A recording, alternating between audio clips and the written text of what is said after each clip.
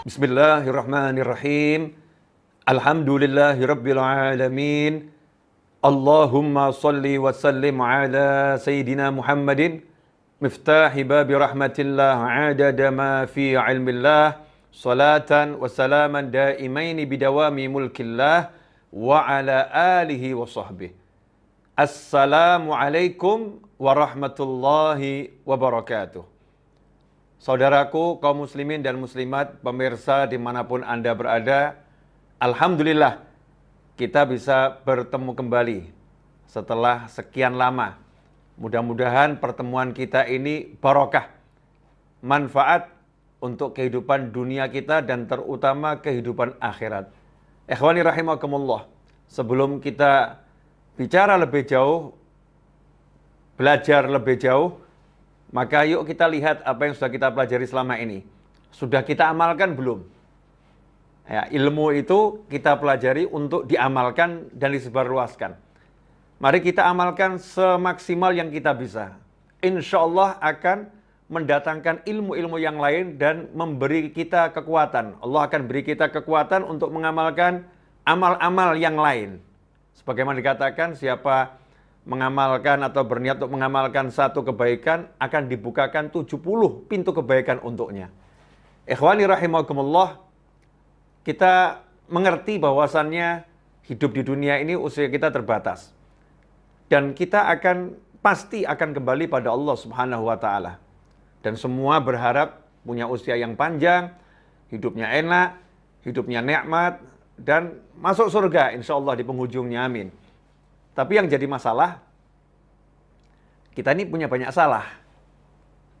Yang jadi masalah, kita punya banyak salah. Kepada Allah Subhanahu wa Ta'ala, kita punya salah yang luar biasa. Tiap hari, kita sadar itu kita banyak dosa. Banyak larangan Allah yang kita langgar. Perintah Allah yang kita abaikan. Ikhwani rahimakumullah, saya mau ambil permisalan ini. Saya punya teman. Kemudian saya punya salah pada teman saya. Teman saya ini biasanya telepon saya, biasanya kirim-kirim hadiah. Tapi ketika saya punya salah kepada teman saya tersebut, dan itu membuat beliau kecewa, maka kalau saya tidak segera minta maaf dan mengejar maafnya, bisa jadi teman saya tersebut tidak akan telepon saya lagi. Teman saya tersebut tidak akan kirim-kirim pesan lagi. Teman saya tersebut tidak akan kirim-kirim hadiah lagi. Kenapa? Karena dia lagi marah kepada saya. Dia lagi marah kepada saya. Dalam hubungan sosial bermasyarakat, kalau kita punya salah kepada seseorang, maka kita akan berjuang untuk meminta maaf dan mendapatkan maafnya. Seorang suami, dia berjuang untuk mendapatkan maaf istri. Seorang istri berjuang untuk mendapatkan maaf suami. Seorang anak berjuang untuk mendapatkan maaf ayah. Seorang karyawan berjuang untuk mendapatkan maaf atasan. Semua itu demi hubungan yang baik dan menyenangkan. Tapi masalahnya kok nggak begitu ya kalau kita punya salah sama Allah Ta'ala. Kenapa kita nggak mengejar ampunan Allah? Kenapa kita nggak mengejar maaf Allah? Apakah memang kita siap dimarah oleh Allah Subhanahu wa Ta'ala? Apakah kita memang siap mendapatkan siksa? Na'udzubillah min dzalik. Ikhwani rahimakumullah. Inilah sumber berbagai permasalahan. Inilah sumber berbagai hal yang tidak menyenangkan dalam kehidupan dunia kita. Berbagai hal yang tidak kita inginkan dalam kehidupan dunia. Sehingga Allah memberi kita hukuman-hukuman untuk menghapuskan dosa kita tersebut. Ya, Allah memberi kita berbagai ujian untuk menghapuskan dosa-dosa kita tersebut. Tentunya kita pengen, ya, tidak diberi ujian yang tidak menyenangkan. Kita pengen dosa kita terampuni dan kita hidup dalam keadaan senang. Dan sebetulnya itu sudah diajarkan oleh Allah Subhanahu wa Ta'ala, bahkan kepada baginda Muhammad sallallahu alaihi wasallam yang maksum, yang terlindungi dari berbagai kesalahan dan tidak mungkin berbuat dosa. Allah sendiri dalam surat Muhammad ayat 19, Allah memerintahkan Nabi Muhammad SAW untuk beristighfar, minta ampun kepada Allah Subhanahu wa taala sebagaimana Allah wahyukan, fa'lam annahu la ilaha illallah wastaghfir li dzambika walil mu'minina wal mu'minat.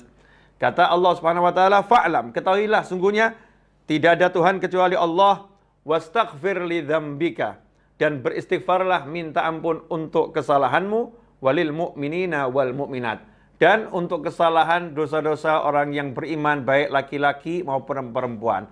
Rasulullah SAW tidak pernah berbuat salah, tidak pernah berbuat dosa. Tetapi untuk memberikan contoh kepada umatnya, kepada kita semua, Allah Subhanahu wa taala merintahkan Rasul untuk beristighfar. Dan sebuah kemuliaan, Allah juga merintahkan Nabi Muhammad SAW untuk memintakan ampun bagi seluruh mukmin, laki-laki maupun perempuan. Rasulullah mintakan ampun untuk umatnya. Ini kemuliaan buat kita semua, dimintakan ampun oleh Nabi Muhammad SAW. Maka ketika Nabi SAW ditanya, ya Rasulullah, apakah engkau beristighfar kepada Allah Subhanahu wa taala? Maka Rasul menjawab, iya. Di antaranya Nabi Muhammad SAW disebutkan, idzan sharafa min salatihi istaghfara thalatha. Rasulullah SAW itu manusia, makhluk Allah yang sholatnya terbaik dari semua makhluk Allah Ta'ala. Tetapi selepas salam, Rasulullah SAW istighfar, minta ampun sama Allah, astagfirullah, astagfirullah, astagfirullah. Selepas sholat, istighfar, astagfirullah, astagfirullah, 3 kali. Sebelum melakukan yang lain. Wa an Abi Hurairah radhiyallahu anhu. Juga disebutkan dari Abu Hurairah radhiyallahu anhu. Qala sami'tu Rasulullah sallallahu alaihi wasallam yaqul, aku mendengar bahwasannya Rasulullah sallallahu alaihi wasallam bersabda, wallahi inni la astaghfirullah wa atubu ilaih fil yaumi akthar min 70 marrah, rawahul Bukhari. Demi Allah, sesungguhnya aku itu setiap hari beristighfar dan dan bertobat kepada Allah Ta'ala, minta ampun dan bertobat pada Allah Ta'ala, akthar min 70 marrah, lebih dari 70 kali. Rasulullah SAW yang nggak punya dosa, yang maksum dan tidak mungkin berbuat salah dan dosa, beliau minta ampun, istighfar dan bertobat lebih dari 70 kali. Rawahul Bukhari. Hadis yang sangat sahih. Dalam hadis yang lain, Sayyidina Abdullah bin Umar radhiyallahu anhuma berkata, kunna na'udu li Rasulillah sallallahu alaihi wasallam fil majlis mi'ah marrah. Dahulu kami menghitung sekali duduk Nabi Muhammad SAW itu membaca 100 kali kalimat seperti ini. Rabbighfirli wa tub alayya innaka antat tawwabur rahim. Rabbighfirli, ya Allah ampuni aku, wa tub alayya, dan berilah aku taubat, terima taubatku, innaka antat tawwabur rahim. Sungguhnya engkau maha menerima dan beri taubat, dan engkau maha penyayang. Nabi kita Muhammad SAW yang suci, yang dilindungi oleh Allah SWT dari segala hal. Rasulullah istighfar sekali duduk 100 kali. Ikhwani rahimakumullah. Hadis ini diriwayatkan oleh Abu Dawud, Tirmidzi, dan juga ulama-ulama yang lain. Kemudian kalau kita setelah mendengar hadis-hadis yang saya sebutkan di atas, malu rasanya kita ini. Dosa kita banyak, salah kita banyak, salat kita belum benar, mata kita maksiatnya, Masya Allah, lewat handphone, lewat tablet, lewat nyata, mata kita ini berkeliaran pada hal-hal yang tidak diridhoi Allah Ta'ala, yang haram, seringkali kita lakukan. Tetapi mana istighfar kita? Mana minta ampun kita pada Allah Subhanahu wa Ta'ala? Mana kita meneladani Nabi Muhammad SAW? Kita duduk, bahkan duduk itu kita tidak baca kalau mau bangun, ya orang mau bangun dari duduk disunahkan baca doa kafaratul majlis. Bangun dari duduk itu disunahkan baca doa kafaratul majlis. Cuma 1 kali. Subhanakallahumma bihamdika asyhadu an la ilaha illa anta astaghfiruka wa atubu ilaik. Ini 1 kali kalau mau bangun dari duduk. Kapanpun duduknya, dimanapun duduknya, disunahkan baca doa kafaratul majlis. Sehingga kalau kita baca doa itu, apa yang terjadi di majlis dari keburukan, insya Allah diampuni oleh Allah Subhanahu wa Ta'ala. Itu pun terlewatkan. Habis salam kita, bahkan ketika imam astagfirullah, astagfirullah, astagfirullah, kita nggak ngikuti, kita diam saja, kita melamun. Kita merasa hidup ini seperti nggak perlu minta ampun sama Allah Ta'ala. Nggak perlu kita minta maaf atas kesalahan-kesalahan kita yang begitu banyak pada Allah Subhanahu wa Ta'ala. Ikhwani rahimakumullah. Tentu ada dampaknya buat diri kita, buat fisik kita, buat jiwa kita, buat seluruh urusan kita, bisnis kita, keluarga kita, dalam kehidupan bermasyarakat. Kesalahan kita pada Allah pasti berdampak. Jika kesalahan kita pada manusia yang lain itu punya dampak yang luar biasa, lantas bagaimana kesalahan kita pada Allah Subhanahu wa Ta'ala? Rasulullah SAW juga mengajarkan, sebagaimana diriwayatkan oleh Sayyidina Abu Darda radhiyallahu anhu, tentang perintah Allah dalam surat Muhammad ayat 19, wastaghfir li dzambika walil mu'minin wal mu'minat. Allah memerintahkan agar Rasulullah SAW memintakan ampun untuk mukminin dan mukminat. Maka Rasul mengajarkan Nabi Muhammad SAW dalam hadis yang diriwayatkan oleh Abu Darda radhiyallahu anhu, man istaghfara lil mu'minina wal mu'minat kulla yawmin sab'an wa ishrina marrah aw khamsan wa ishrina marrah kana minal ladzina yustajabu lahum wa yurzaqu bihim ahlul ard. Rawahu Tabrani. Hadis riwayat Imam Tabrani. Kata Nabi Muhammad SAW, barang siapa yang satu hari itu setiap hari memintakan ampun untuk mukminin dan mukminat, orang-orang beriman laki-laki maupun perempuan sebanyak 27 kali atau 25 kali, maka dia yang membaca istighfar untuk mukminin dan mukminat 27 atau 25 kali, dia termasuk orang-orang yang yustajabu lahum, yang doanya diterima oleh Allah Ta'ala. Doanya dikabulkan oleh Allah Ta'ala, bahkan wa yurzaku bihim ahlul ard. Berkat orang-orang yang seperti itu, yang di muka bumi ini diberi rezeki oleh Allah Subhanahu wa Ta'ala. Jadi ini orang-orang yang mulia. Saya yang diajarkan guru saya, almarhum Habib Anis bin Abdul Habsyi, itu membaca habis sholat subuh diantaranya astaghfirullah lil mu'minina wal mu'minat sebanyak 27 kali. Astaghfirullah lil mu'minina wal mu'minat. Dengan tulus ya kita memintakan ampun untuk saudara kita mukminin dan mukminat. Sehingga mungkin ada orang yang terlelap dalam tidur, ada orang yang lagi bermaksiat pada Allah Ta'ala, saudara mukmin yang lain memintakan ampun untuknya. Ikhwani rahimakumullah. Nah ini istighfar yang dilakukan oleh Nabi Muhammad SAW, istighfar yang Rasul mengajak umatnya juga untuk mintakan ampun bagi mukminin dan mukminat yang lain. Tentunya setelah mendengar semua ini kita mudah-mudahan dapat taufik ya untuk memperbanyak istighfar. Nah, apa manfaatnya istighfar? Apa keutamaan istighfar? Istighfar itu di antara manfaatnya adalah pengaman dari azab. Jadi pelindung ya dari siksa. Pelindung dari siksa. Dalam surat Al-Anfal ayat 33 Allah Ta'ala menyatakan, "Wa ma kana Allahu liyu'adzibahum anta fihim wa ma kana Allahu mu'adzibahum wa hum yastaghfirun." Dan Allah tidak akan menyiksa mereka. Ya, Allah tidak akan menyiksa mereka wa anta fihim. Sedangkan engkau wahai Nabi Muhammad SAW masih berada di tengah-tengah mereka. Wa ma kana Allahu mu'adzibahum wa hum yastaghfirun. Dan Allah tidak akan menyiksa mereka sementara di tengah-tengah mereka masih ada orang yang istighfar minta ampun pada Allah Ta'ala. Di antara tafsir ayat ini adalah ayat yang di awal tadi, dan Allah tidak akan menyiksa mereka sementara engkau berada di tengah-tengah mereka, disebutkan ayat ini turun di Mekah. Saat Nabi Muhammad SAW berada di Mekah. Saat Rasul masih ada di Mekah, maka azab tidak turun kepada orang-orang yang membenci Nabi Muhammad SAW. Nah, setelah Nabi hijrah ke Madinah, azab juga tidak turun kepada orang-orang yang membenci Nabi Muhammad SAW di Mekah. Nggak turun azab kepada mereka semua. Kenapa? Karena masih ada sahabat yang belum hijrah. Masih ada sahabat yang berada di Mekah, dan sahabat ini aktif beristighfar kepada Allah Subhanahu wa Ta'ala.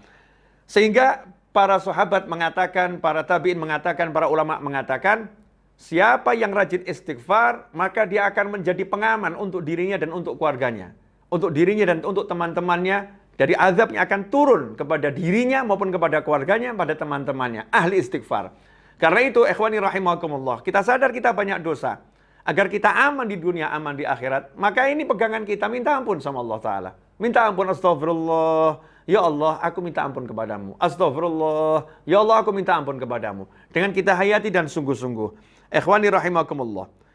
Kalau kita ini mengalami rezeki yang seret, bisnis yang amburadul, kehidupan keluarga yang porak-poranda, dan hati yang gak enak, hati yang penuh dengan rasa suntuk, yang sedikit-sedikit suntuk, sedikit-sedikit sedih, susah. Ikhwani rahimakumullah. Istighfar ini adalah obatnya. Istighfar ini adalah obatnya.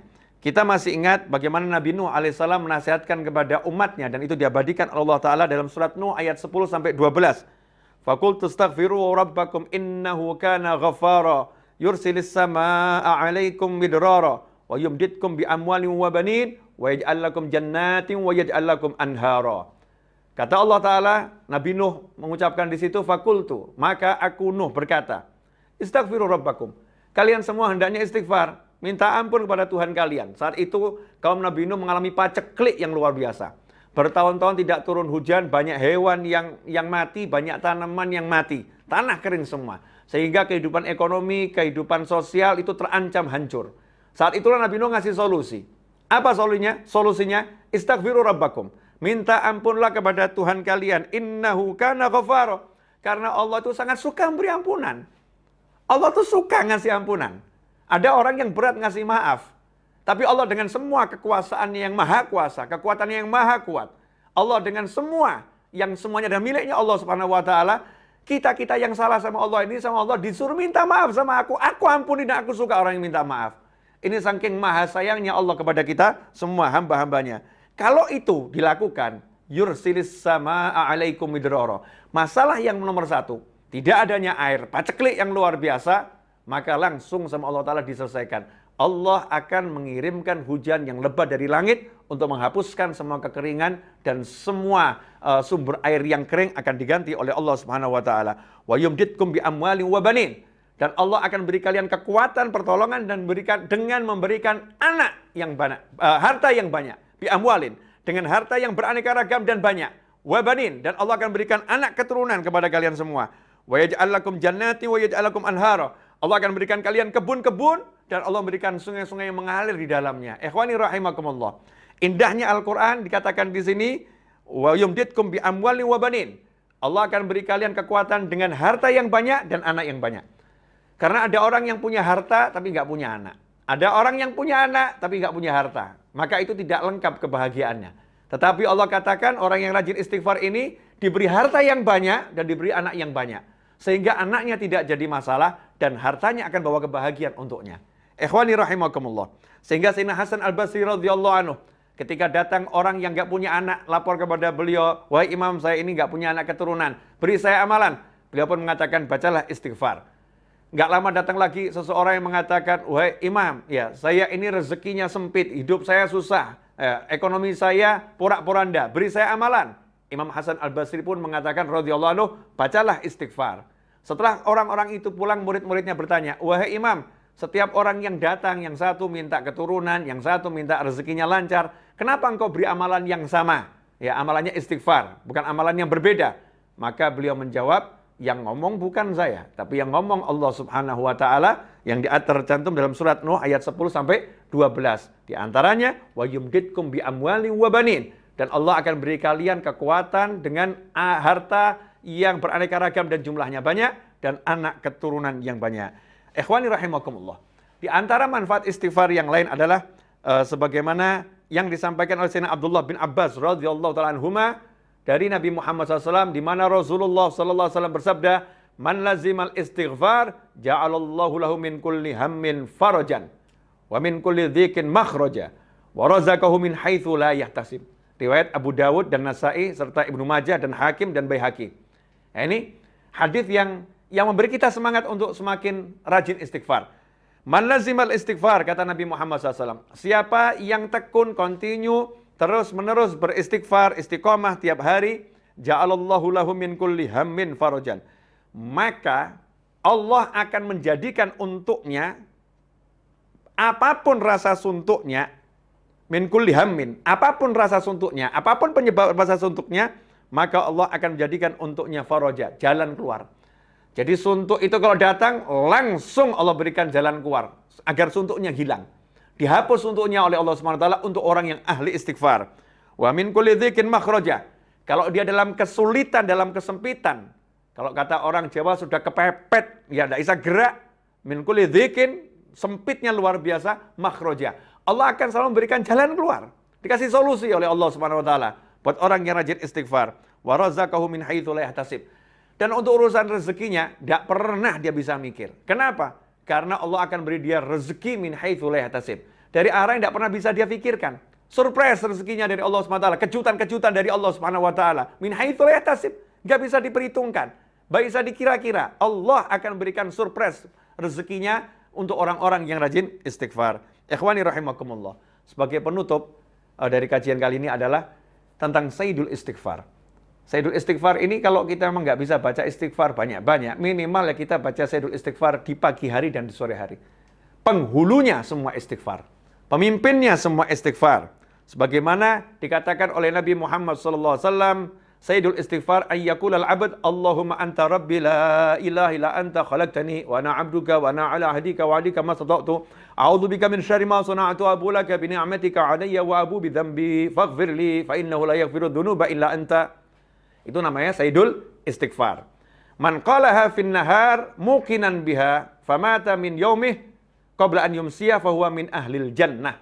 Kata Nabi Muhammad SAW, siapa yang di pagi hari dia membaca Sayyidul Istighfar tadi dengan penuh keyakinan, baca ini penuh keyakinan, minta ampun sama Allah Ta'ala dan pasti diampuni Allah Ta'ala, famata min yaumih, kemudian di hari itu sebelum sempat sampai sore hari dia meninggal dunia, siang hari meninggal dunia, sore hari sebelum matahari tenggelam dia meninggal dunia, fahuwa min ahlil jannah, maka dijamin dia ahlul jannah, dia termasuk penghuni surga. Wa man qalaha minal lail fahuwa muqinun biha famata qabla an yusbiha fahuwa min ahlil jannah. Dan barang siapa yang bacanya di malam hari, kemudian dia baca dengan penuh keyakinan, famata qabla an yusbiha, belum sempat matahari terbit, dia meninggal di malam hari itu, maka dia termasuk penghuni surga. Hadis ini diriwayatkan oleh Imam Bukhari. Jadi hadis yang sangat sahih. Ikhwani rahimakumullah.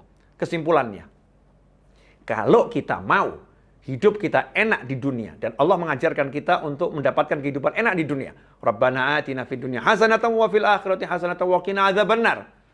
Kalau kita mau hidup kita enak di dunia dan enak di akhirat dan enak dimanapun, maka pegang istighfar ini. Yang rajin minta ampun sama Allah Ta'ala. Ya, usahakan istighfar terus. Perbanyak istighfar. Selain sholawat pada Nabi Muhammad SAW, maka istighfar adalah zikir yang terbaik di akhir zaman. Sholawat, istighfar, sodakoh. Kata para ulama, ini zikir yang paling baik di akhir zaman dan zikir yang paling baik untuk orang-orang yang udah usia lanjut. Amalan terbaik untuk orang-orang udah usia lanjut. Karena ini amalan-amalan yang menghapuskan dosa dan meningkatkan derajat dengan cepat. Karena itu, siapa yang punya hajat? Siapa yang merasa hidupnya dalam masalah? Siapa yang suntuk? Ya, mungkin kita kurang istighfar. Kita kurang rajin istighfar dan kita kurang minta ampun sama Allah Ta'ala. Saya mengajak diri saya sendiri dan seluruh pemirsa dimanapun Anda berada, kapanpun Anda menyaksikan tayangan ini, yuk setelah ini kita perbanyak istighfar. Mari kita tutup ya majelis ini dengan bersama-sama membaca doa kafaratul majlis untuk kita nanti bangun meninggalkan tempat duduk sudah diampuni oleh Allah Subhanahu wa Ta'ala. Bismillahirrahmanirrahim. Allahumma salli wa sallim ala sayyidina Muhammadin wa ala alihi wa ashabihi ajma'in. Subhanakallahumma wa bihamdika asyhadu an la ilaha illa anta astaghfiruka wa atubu ilaik. Wa sallallahu ala sayyidina Muhammadin wa alihi wasallam walhamdulillahirabbil alamin wal afu minkum. Saya minta maaf atas segala kekurangan saya dan semoga ini berkah dan manfaat. Sampaikan pada yang lain, mudah-mudahan menjadi amal jariah buat antum semuanya. Jazakumullahu khairan wal afu minkum. Wassallallahu alaihi Muhammadin wa alihi wasallam walhamdulillahirabbil alamin. Wassalamualaikum warahmatullahi wabarakatuh.